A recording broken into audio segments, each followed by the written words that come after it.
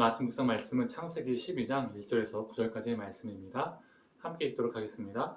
여호와께서 아브라함에게 이르시되 너는 너의 고향과 친척과 아버지의 집을 떠나 내가 내게 보여줄 땅으로 가라. 내가 너로 큰 민족을 이루고 내게 복을 주어 내 이름을 창대하게 하리니 너는 복이 될지라.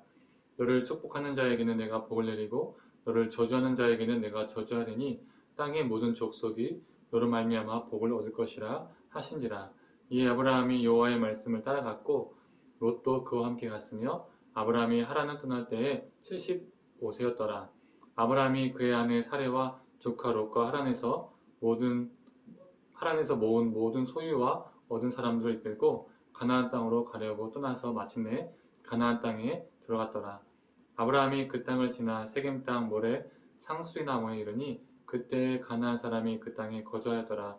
여호와께서 아브라함에게 나타나 이르시되 내가 이 땅을 내 자손에게 주리라 하신지라.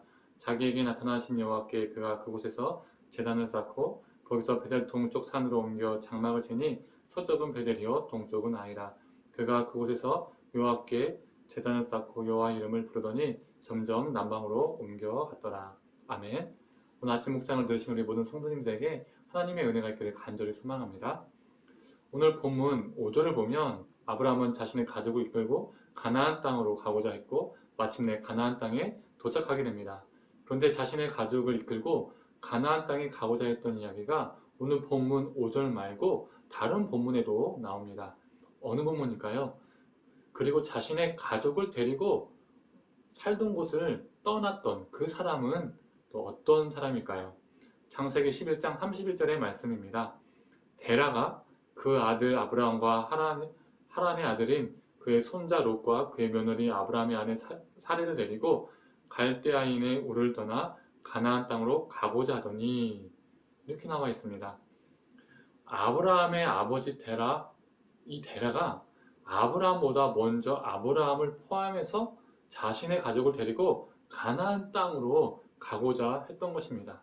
창세기 12장 31절의 말씀과 오늘 본문의 12장 5절의 말씀을 비교해보면 두 문장의 흐름의 구조가 일치합니다.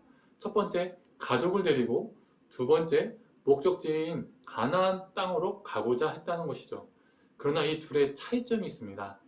데라는 가족을 데리고 가나안 땅으로 가고자 했으나 하란에 거주하게 되었고 아브라함은 가족을 데리고 가나안 땅으로 가고자 했고 실제로 가나안 땅에 도착을 하게 됩니다.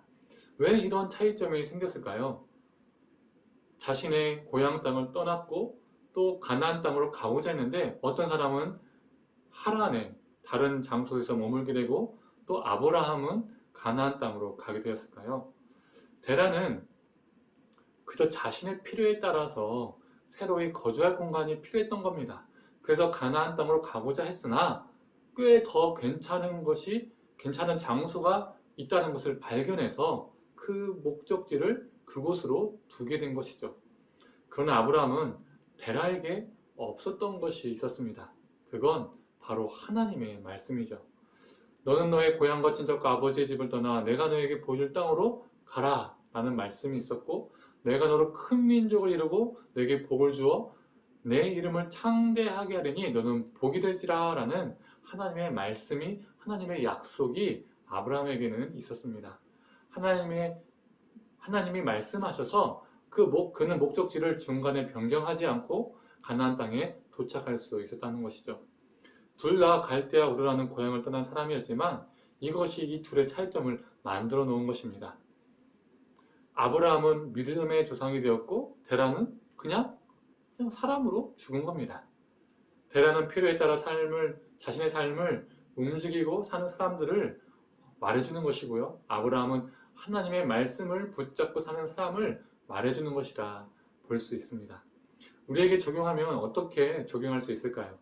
데라는 위치적으로는 아브라함처럼 갈대아 우르에서 나왔지만 믿음의 조상이 되지 못했던 것처럼 위치적으로는 교회에는 나오나 믿음 없이 살아가는 그런 사람이 데라와 같은 사람이라고 볼 수 있습니다. 내 필요에 따라서 하나님을 믿고 살아가는 겁니다. 그래서 내 삶의 진정한 목적지가 없는 것이죠.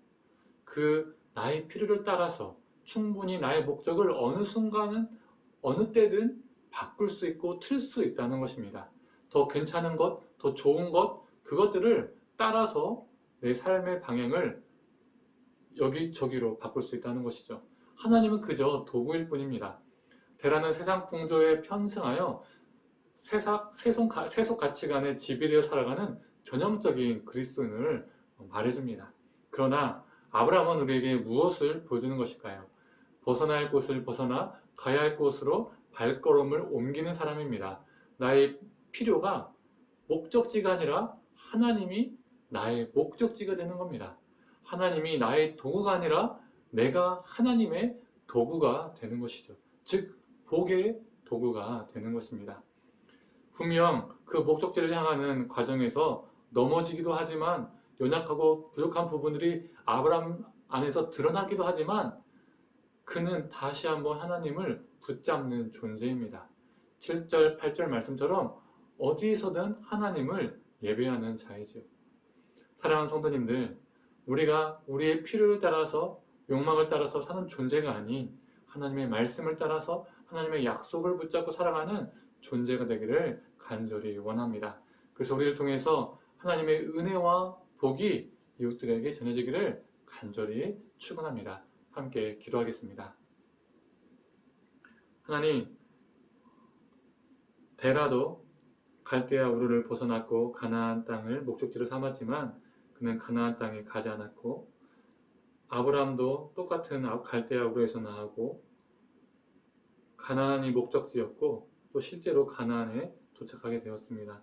이 둘의 차이는 한 사람은 필요에 따라서 또 한 사람은 하나님의 말씀에 따라서 살았음을 보게 됩니다. 하나님, 우리의 인생이 우리의 필요에 따라서 우리 삶의 방향을 이리저리 바꾸는 존재가 아니라 하나님의 말씀을 붙잡고 하나님의 말씀이 우리 삶의 나침판이, 우리 삶의 방향이 되어서 살아가는 존재가 되게 하여 주시옵소서.